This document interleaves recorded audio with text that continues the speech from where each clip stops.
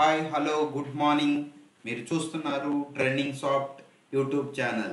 So ఈరోజు నేను చెప్పబోయేది ఏంటంటే ఈరోజు మనకున్నటువంటి ఈరోజు trending technology artificial intelligence. So ఇది ఏంటంటే ఇది ఒక రకమైనటువంటి ట్రెండ్ని క్రియేట్ చేసింది. ఎందుకు, ఎవరు చేశారు, ఏంటి అనేది మొత్తం మనం చెప్పుకుందాం. ఇక్కడ ఏంటంటే ఇక్కడ మనకి మెయిన్గా ఈరోజు ఏఐ ఎఫెక్ట్ వల్ల మనందరికీ ఉద్యోగాలు సాఫ్ట్వేర్ ఇండస్ట్రీలో రాదా అనేది ఇక్కడ మనకి క్వశ్చన్. సో డెఫినెట్గా మనం దీనికి ఒక సమాధానం అయితే చెప్దాం. సో ఇక్కడ మనం చెప్పబోయేది ఏంటంటే ఫస్ట్ ఏఐ ఆర్టిఫిషియల్ ఇంటెలిజెన్స్ అనేది ఒక మానవ ఇంటెలిజెన్స్ అంటే మానవ యొక్క నాలెడ్జ్ని దాటిపోయి ఈరోజు మనకి కనిపిస్తుంది. సో ఇక్కడ ఏంటంటే మనకి ఏఐ వల్ల ఇప్పుడు ప్రజెంట్ మనకున్నటువంటి సాఫ్ట్వేర్ ఇండస్ట్రీల్లో ఈ మధ్య కొంచెం డౌన్ అయినాయి. సో దానికి సంబంధము అంటే ఏమి ఉండదు. ఎప్పుడు కూడా మీరు ఒకటే గుర్తుపెట్టుకోండి, మనకు మెయిన్గా ఏఐ ఎఫెక్ట్ వల్ల ఎప్పుడు కూడా ఇబ్బంది అయితే రాదని నేను చెప్తాను. ఎందుకు, మనం ఏం చేయాలి, ఇప్పుడు సాఫ్ట్వేర్ నిపుణులు ప్రొఫెషనల్ ఉన్నారు, ఎలాంటి సమస్య లేదు వారికి. ఎందుకు, వారి యొక్క ఏఐలో మంచి జ్ఞానాన్ని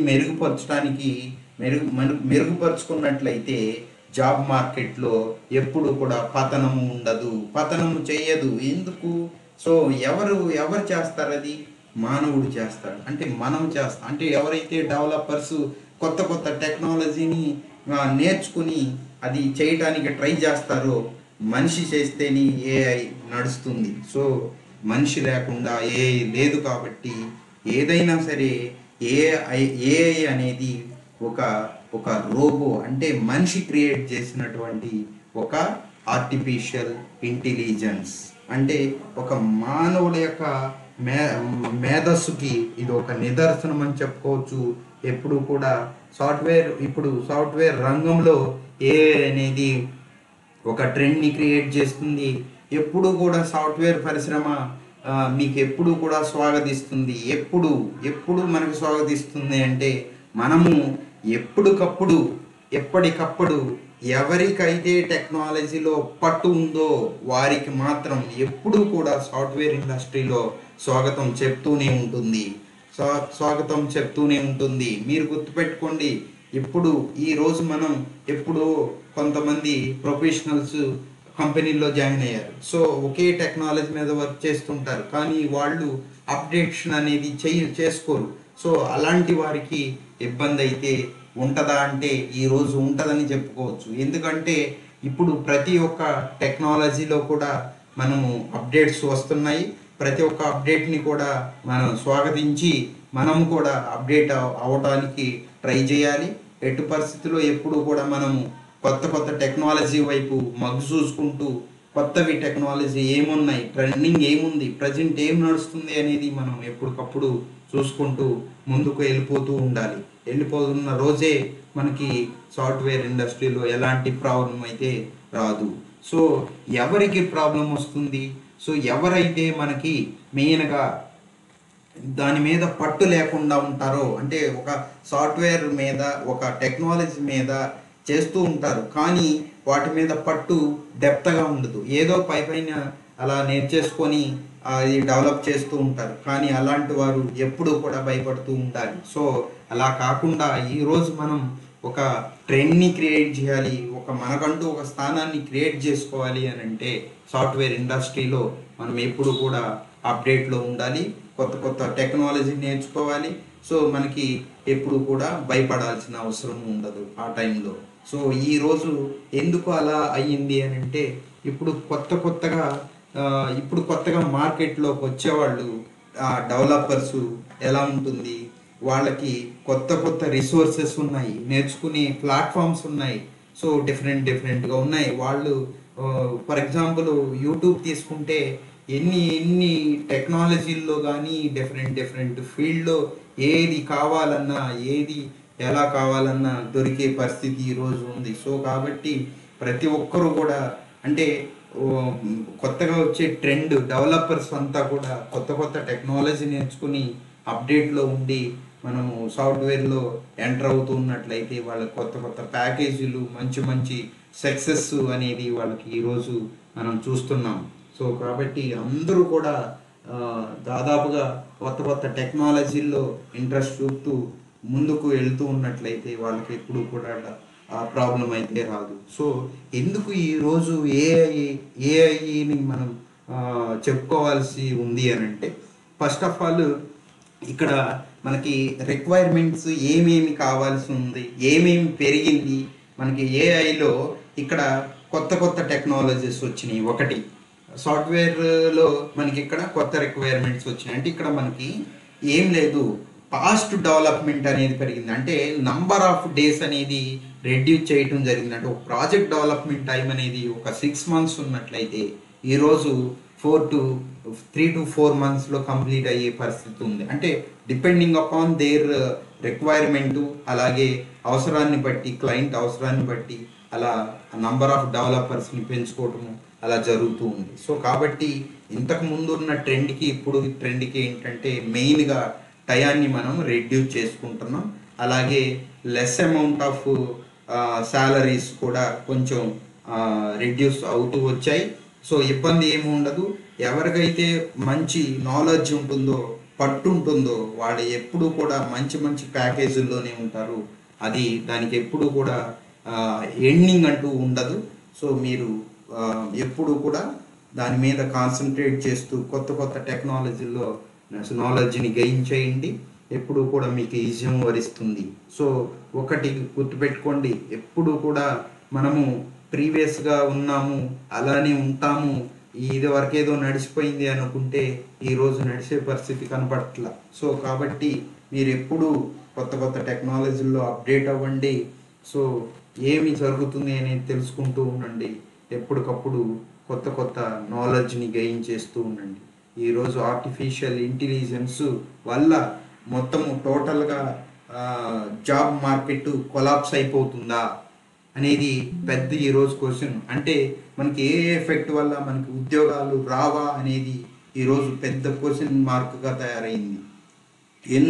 ఎందుకు రావు, వస్తాయి. సో మనం చేస్తేనే ఏఐ అనేది డెవలప్ చేయడం జరుగుతుంది, డెవలప్మెంట్ జరిగింది. సో ఏదైనా మనం చేస్తేనే ఏఐ ఆర్టిఫిషియల్గా ఏవైనా రోబోట్ కానీ డిఫరెంట్ ఫీల్డ్లో ఏది చేసినా మనం చేస్తేనే ఇవన్నీ కూడా క్రియేట్ అయినాయి. సో కాబట్టి ఎప్పుడు కూడా మనము కొత్త టెక్నాలజీల వైపు పరుగులు తీస్తూ కొత్తవి నేర్చుకుంటూ మనం ఇంకా కొత్తవి డెవలప్ చేస్తూ ఇంకా ముందుకు వెళ్ళాలని నేను కోరుకుంటున్నాను. సో ఇవి ఎప్పుడు కూడా మీకు ప్రాబ్లము అయితే ఉండదు. సో ఈరోజు సాఫ్ట్వేర్ ఇండస్ట్రీలో కొంత డౌన్ అయినప్పటికీ కూడా ముందు మంచి ఆఫర్స్ వచ్చే అవకాశాలు ఉన్నాయి. అలాగే ఇప్పుడు కూడా ఎప్పుడు డౌన్ అవుతుంది అనేది నేను చెప్తాను.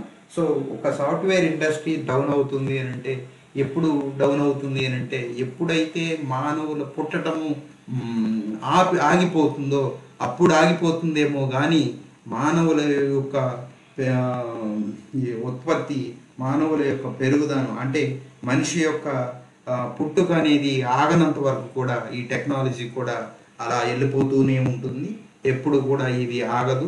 మనుషులు పెరిగే కొద్దికి వాళ్ళ అవసరాలు కొద్దీ దాని యొక్క అవసరం అనేది, టెక్నాలజీ యొక్క అవసరం అనేది ఉంటుంది. కాబట్టి ఎప్పటికప్పుడు మనం కొత్త టెక్నాలజీని ఇస్తూనే ఉండాలి. ఆ యొక్క ప్రజెంట్ ట్రెండింగ్కి తగ్గట్టుగా ఇస్తూనే ఉండాలి. కాబట్టి ఎప్పుడు కూడా సాఫ్ట్వేర్ ఇండస్ట్రీ అనేది కొలాప్స్ అయితే కాదు, ఇబ్బంది ఏమీ ఉండదు.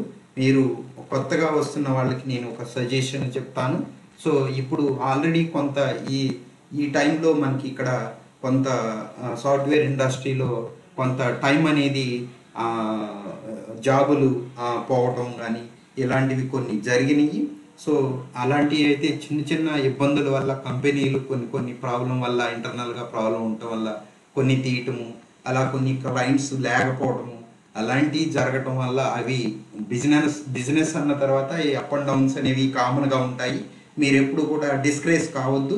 మీరు ఏవైతే ట్రాక్లో మీరు వెళ్తున్నారో, కొత్తగా నేర్చుకుంటున్నారో, అవన్నీ కూడా మీరు ఏదైతే ప్రజెంట్ టెక్నాలజీ నేర్చుకుంటే బెస్ట్ ఫ్యూచర్ ఉంటుందో అది తెలుసుకొని ఫస్ట్ ఆఫ్ ఆల్ మీరు స్టార్ట్ చేయండి. మీ మీ ప్రయత్నాన్ని ఎప్పుడు కూడా ఆపొద్దు. ఆపితే మాత్రం మీరు మళ్ళీ వేరే ఫీల్డ్లోని ఎంచుకొని మీరు చాలా ఇబ్బందులు పడే పరిస్థితి ఉంటుంది. సో ఆల్రెడీ మీ ఫీల్డ్లో ఉన్నట్లయితే, లేదంటే కొత్తగా మీ ఫీల్డ్లోకి వస్తున్నట్లయితే ఏమీ ఇబ్బంది ఉండదు. ప్రజెంట్ ఫస్ట్ ఏం ట్రెండింగ్లో ఉంది, ఏం నేర్చుకోవాలనేది ఎంక్వైరీ చేయండి. ఎంక్వైరీ చేసిన దాని ప్రకారం మనం ఏం నేర్చుకోవాలి, ఏం నేర్చుకుంటే ప్రజెంట్ ట్రెండింగ్లో ఉన్న టెక్నాలజీలు ఉన్నాయి, బెస్ట్ ప్యాకేజెస్, బెస్ట్ ఫీచర్ దేనిలో ఉంటుందనేది ఒకసారి ఐడెంటిఫై చేసుకొని మీరు ప్రయత్నాన్ని అయితే స్టార్ట్ చేయండి.